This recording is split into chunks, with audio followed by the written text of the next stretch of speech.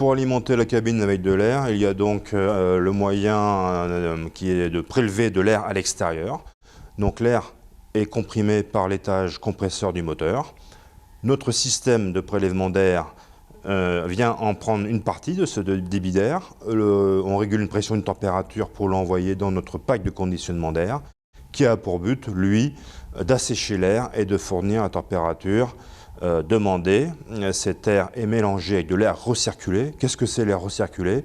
C'est l'air qui est déjà en cabine, qui est aspiré par un ventilateur et qui est mélangé avec l'air qui vient de l'extérieur. L'air sort par une vanne de pressurisation cabine qui est située soit au milieu, soit à l'arrière de l'avion, qui permet d'évacuer cet air à l'extérieur. Pourquoi? C'est que de l'air rentre et afin de contrôler la pression dans la cabine, on doit créer une fuite. Et donc l'air est continuellement renouvelé dans la cabine.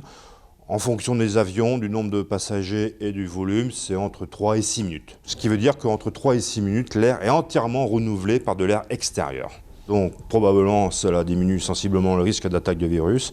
Et on a aussi des filtres qui nous permettent de filtrer les particules jusqu'à 0,3 micromètres et qui évitent le développement des bactéries et des virus sur le filtre.